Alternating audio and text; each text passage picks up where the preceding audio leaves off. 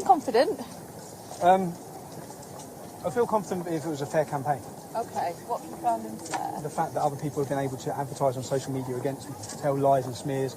Every single town and city I've gone into, the local MP has lied in the local newspaper. I have no platform to even counter it. I can't. So the reason why people are allowed to spend an equal amount on a campaign is for a fair campaign. Everyone against me has been able to advertise on social media. 2.4 million people they reach advertising against me. I'm deplatformed from all social media because what? Because the establishment made them deplatform me. The Labour Party contacted YouTube and made them remove me. So I haven't had an ability to talk to people. Even when I've tried to talk to people through leaflets, the Royal Mail and their staff and their unions have refused to deliver me. And that's a fact as well. So we're putting complaints about that. If it was a fair campaign, I'd be super confident.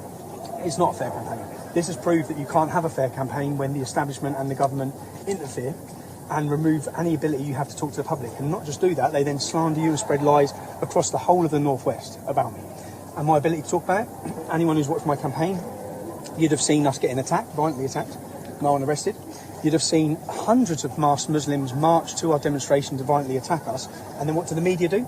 The media spread the story across the whole country that Tommy Robinson clashes at his event, police cars smashed. They don't tell the story that hundreds of masked balaclava wearing young Muslims were targeted. Where were there hundreds of masked balaclava wearing? Come on, so where do you live? You see, I was at your Burnley rally. Okay, so if if I had my social media, the whole country would have seen what happened. At the Burnley rally? No, at the Oldham rally, hundreds of young Muslims chanting Allah Akbar were marched for 2 miles, wearing balaclavas, telling the police who are walking them there what they're going to do when they get there. They then targeted my families with bricks and rocks. And this is all orchestrated and organised. So then the media, all of you lot, you play the propaganda machine by you run stories telling the whole country that my supporters have rioted, which is not what happened. And it's a complete lie. So trying to combat your lies, all of your lies, along with a corrupt political class and establishment, is difficult. I'm just happy if I've got non-voters to vote. I'm happy that if I've politicised people from working class communities. I think this whole election is about Brexit. So Nigel Farage can absolutely smash it. And but I would be excited about that if the Brexit Party would talk about the issues that I feel affect most of us in working class communities. They're just another politically correct party, unfortunately. But they're great on European Union. What do you think your chances are of winning this seat then, Tommy, right now? I don't think... I've been talking positively through the campaign. When I went up to people and handed out a leaflet, and then they tell me, aren't you a Nazi? And I say, aren't you a Nazi? And I hear that they've heard that from campaigns against me. Campaigns I can't counter. People can say what they want about me. I'm not allowed social media. I'm not allowed to interact with the public. I'm not allowed to. My name, if you go on social media and write Tommy Robinson, you get deleted from Facebook. Even mentioning my name. Now, we have laws in this country. I haven't been tried under any of them. I've broke no laws on hate speech. I've never been arrested under hate speech. But yet, you're not even allowed to mention my name. Did you watch on Question Time the other day where a lady asked them on Question Time? Social media platforms argue that you've broken their rules on inciting hatred and that the language that you spread is Islamophobic. What rules? During the middle of this campaign, Stripe is the processing payment for credit cards, removed my ability to fundraise for this campaign. That's a foreign company interfering in the electoral process in this country. We either have a fair election campaign or we don't. Everyone can't use social media or no one can. Because it's not fair. The whole way people use... Trump won his campaign on social media. Brexit was won on social media. I'm banned from all social media. So my ability to fight a fair campaign is gone. Orchestrated and organised by the government. So do I think I stand a chance? I think it's near on impossible to fight that. How can you fight a whole establishment that are funding... The union funded 100 billboards of lies against me. I can't even counteract them. But more than anything, every community I've gone to, every working class estate I've gone to, I felt so loved. I felt more loved in this campaign than I've ever felt in my life. So it's been fulfilling for myself. I hope it's been fulfilling for my supporters. I think that what this shows, this should send a message to Donald Trump. This should send a message to the rest of the world that get social media in hand. It cannot be used in the electoral process when you only let... I feel like I've been fighting a fight with my hand tied behind my back. Because government agencies, governments, politicians, all of them are lying on social media about me.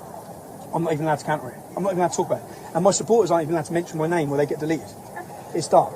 Do you recognise it because some of the language used on your platforms were offensive and construed as No, I don't. Islamophobic? No, the reason why is because in this country we have laws against inciting hate. If any of my speech was inciting hate, I'd have been arrested for it. It's basically a different opinion. What the government don't want is a different opinion that wakes up people. I was reaching the public. I think on my Facebook, 59 million people watched my videos in 4 weeks. They don't want that. And I had the ability, and if I still had that ability now, I'd have walked this election. But what they've done is remove my ability completely, and it's government-led. Tom Watson from the Labour Party was the last person who got me removed from YouTube. YouTube actually come out and said he hasn't broke any of our rules. But then after government pressure, they removed my ability completely to reach the public and talk to them. So I can make videos. I made a video about Oldham, the one that you haven't seen. If I had social media, you'd have seen it. You'd see hundreds of men, say this out loud, hundreds of men wearing balaclavas were marched for 2 miles by the police to a family event where they had rocks and bricks and scissors, you can see the video, and they attacked it. And then the media, rather than say hundreds of Muslims were marched there by the police, the media just run a headline, clashes at Tommy Robinson event as police cars are smashed. They lead the public to believe something's happened that hasn't happened. They don't tell the truth. And that goes for all of your cameras here. You're all completely dishonest. Completely dishonest. And we don't really have, I don't think we even have journalism. Because you don't report the facts or the truth. You come with complete attacks. And yeah, so I think that for people who will watch this and learn from it, is that you can't have a fair campaign currently now when the government are interfering with social media companies. Okay, thank you. Thank you very much. Thank you very much. Where can I put that? Here's the thing. You're fake news. You're completely fake news. I'd really be grateful if you'd answer the question. To Channel 4. Channel 4 You're News, the worst. You are absolutely the worst. You completely lied. Just now, Mr. Robinson. 2 people who were here to support you were giving Nazi salutes. Of course they were. Of course they were. They were. Of course they were. 2 people who were here to support me. 2 probably paid agitators, which is exactly what we face everywhere we go. So in Channel 4 News, you're the worst for it. In fact, you film certain things with me, and then the headlines you run the complete opposite. So 2 people you've probably set up, or the establishment have set up. Do you think we paid people to give Nazi salutes outside?